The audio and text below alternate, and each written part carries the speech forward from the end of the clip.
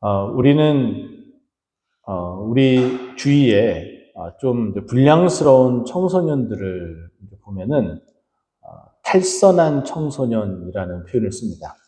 여기서 탈선이라는 표현은 그 기준에 있는 그 선에서 벗어났다는 거죠. 근데 이 탈선이라는 이 표현이 또 우리가 어떤 때 일반적으로 보통 쓰이냐면은 정말 일어나서는 안 되지만 열차가 그 선로에 따라서 운행을 해야 되는데 그 선로에서 벗어나서 큰 사고가 났을 때에 열차가 탈선했다라는 표현을 씁니다. 이렇게 어떤 기준이 있는데 그 기준에서 벗어나고 또 인도함을 받아야 되는 그 인도되는 그 길이 있는데 그곳에서 벗어나는 것을 탈선이라고 합니다. 매우 위험하고 또 그 탈선으로 인해서 매우 큰 사고로 인명 피해 또 재산 피해를 입게 되는 모습을 보게 되죠. 제가 왜 이제 탈선이라는 말씀을 이제 드렸냐면은 오늘 본문 내용이 바로 그와 같은 이야기를 우리에게 해주고 있기 때문입니다. 우리가 알고 있는 것처럼 이스라엘 백성들은 광야에서 무려 40년이라는 시간 동안 유리하며 돌아다니게 됩니다. 그 40년 동안 하나님께서 인도하셨죠. 먹을 것이 없을 때에 하늘에서 만나를 내려주시고 메추라기를 내려주셔서 그들이 떡과 고기를 부족함 없이 먹고 살아가는 모습을 볼 수가 있고 또 성경에서는 이들의 그 모습을 어떻게 표현했냐면은 그들의 의복이 헤어지지 아니했다라고 이야기를 합니다. 여러분이 지금 입고 있는 옷을 한번 생각을 해보세요. 40년 동안 그 의복이 헤어지지 않는다.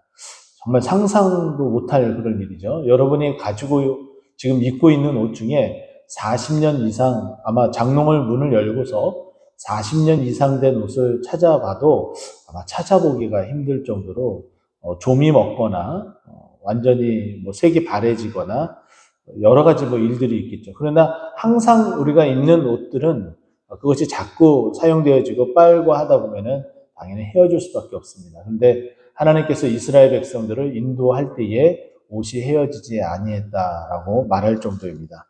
또 우리는 이 말씀을 보면서 한 가지 좀 오해하고 상상을 하되 좀 잘못하는 경우들이 있습니다. 그것은 무엇이냐면은 저 오늘 본문에 나오는 구름 기둥과 불 기둥 우리가 그렇게 연상을 이제 하게 되죠. 구름 기둥과 불 기둥 하면은 우리가 알고 있는 이제 우리 성전 안에 이렇게 나와 있는 이 기둥 옆에 있는 이 기둥처럼 이렇게 일자로 서 있는 것을 생각을 합니다. 근데 오늘 본문 말씀 보게 되면은 성막을 덮었다라고 이야기를 해요. 그러니까 이것이 단순히 이렇게 서 있는 어떤 기둥의 어떤 모습이 아니라 지붕처럼 아치가 되어져 있는 상태를 말하고 있죠. 우리가 알고 있는 것처럼 또 이 구름 기둥과 불 기둥의 또 다른 기능 가운데 하나는 무엇이냐면은 이스라엘이 출애굽하고 나서 애굽 군대가 쫓아오게 됩니다. 근데 애굽 군대가 그 쫓아오게 될 때에 그 애굽 군대와 이스라엘 백성들의 그 사이 그 간격을 만들어주는 것이 구름 기둥과 불 기둥이었습니다. 또 이것이 또 어떤 기능을 하냐면은 낮에는 그 광야에서 햇빛이 강하게 내려지게 되죠. 그렇기 때문에 도저히 살아갈 수가 없어요. 그늘이 있어야지만이 살아갈 수 있는데 장정만 60만 3,550명이나 되는 우리가 민수기를 통해서 1차 인구조사 때에 세워진 인구 남자의 수만 그 정도였다면 200만이나 되는 많은 사람들이 광야에서 함께 생활을 하는 가운데 있는데 아마 이 구름 기둥이 없었으면은 어떻게 됐을까요? 아마 탈진해서 이탈되고 죽는 사람들이 어마무시하게 정말 많았을 것이다라고 우리는 추정해 볼 수가 있어요. 또 밤이 되면은 기온이 급강하게 되죠. 지금 우리가 살고 있는 이 지역이 바로 그런 좀 형태인 듯합니다. 낮에는 25도 가깝게 이제 올라가고요.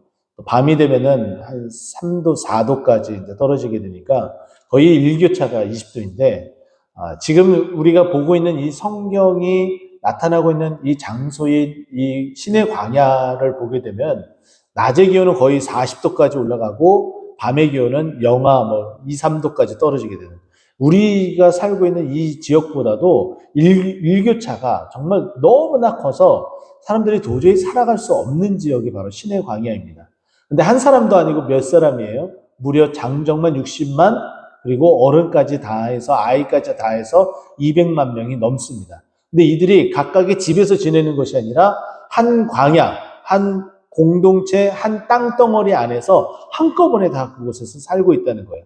그러니까 여기서 말하고 있는 불기둥과 구름기둥은 양옆에, 앞에 다가가지 못하게 하고 뒤에 쫓아오지 못하게 하고, 그리고 이들의 구름을 통하여서 그늘을 만들어주고, 또 위에서 따뜻한 그 기운이 내려와서 춥지 않도록 막아주는 온실 효과를 만들어주는 불기둥의 역할까지 한다면은 마치 모자의 연상을 하는 것을 우리는 생각을 해야 돼요.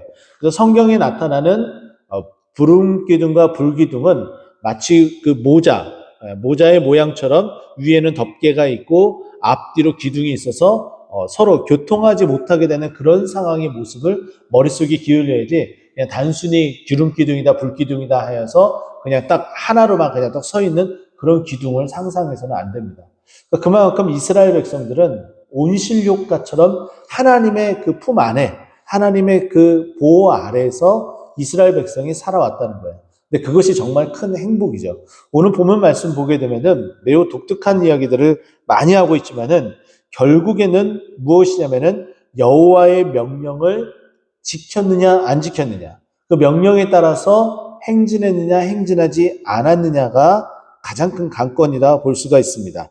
17절 말씀 보세요. 구름이 성막에서 떠오른 때에 이스라엘 자손이 곧 행진하였고 구름이 머무른 곳에 이스라엘 자손이 진을 쳤으니, 이렇게 행진하고 진을 친 그 방법, 그 이유는 무엇이냐면은 18절에 나와 있는 것처럼 이스라엘 자손이 여호와의 명령을 따라 행진하였고 여호와의 명령을 따라 진을 쳤으며, 그리고 구름의 성막 위에 머무는 동안에 그들이 진영에 머물렀고, 머무는 것도, 그리고 출발하는 것도, 그리고 멈추는 것도 다 무엇을 통해서 이렇게 움직였다는 거예요?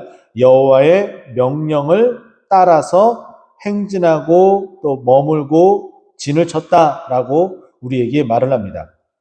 심지어는 19절에 보게 되면은 머무는 날에 오랜 시간이 있을 때도 그 명령에 따라서 하게 됐는데, 19절에 나와 있는 이 모습이 어느 정도였는지 22절에 우리에게 소개를 해주고 있는데, 이틀이든지 한 달이든지 1년이든지, 어찌 보면 하나님께서 지금 이곳에서 조금은 오랜 시간 동안 있어야 될 필요성이 있다면은 1년이라는 시간 동안 길게 그곳에서 머물게 하셨다라는 거예요.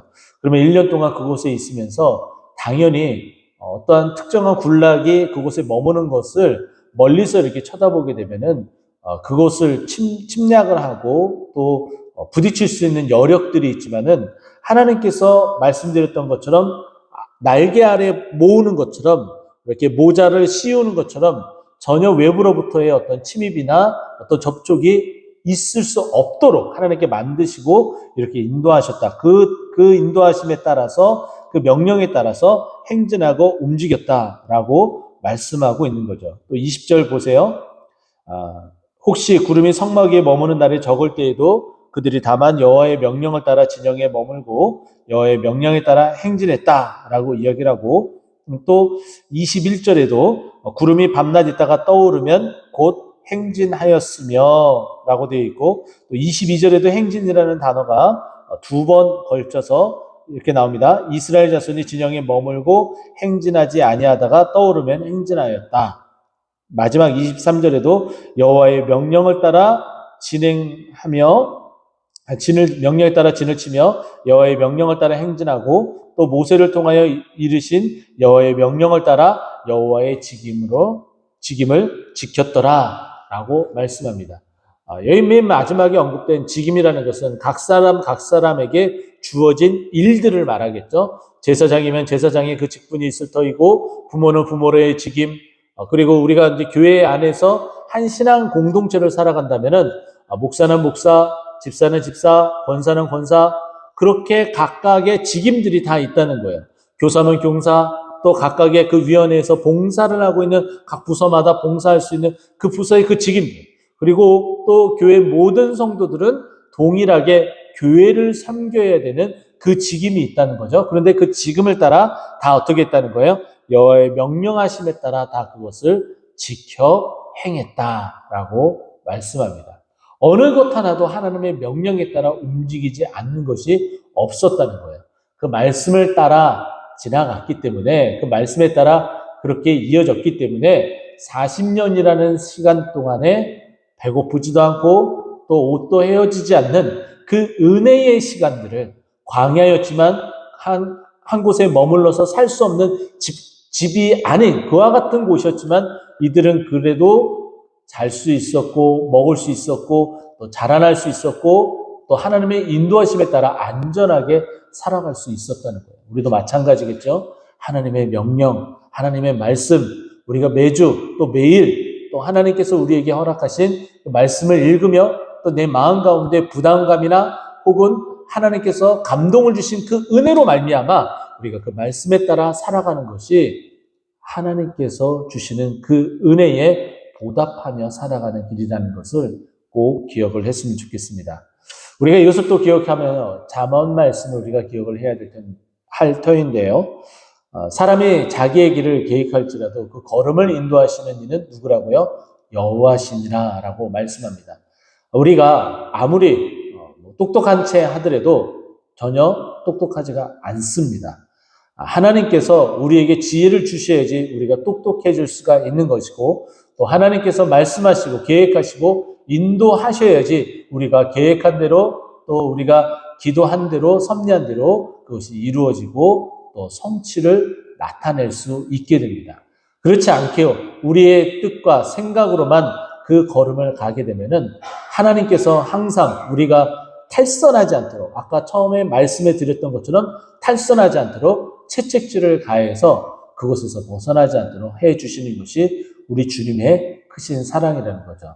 이제 5월 이제 둘째 날이 됐습니다. 5월 한 달 또 우리의 인생의 모든 여정 가운데에 하나님의 명령을 따라 진을 치고 행진하고 또 그 직임을 다해서 주님께 영광 돌리는 우리 모두가 되기를 간절히 축원드립니다. 기도하겠습니다.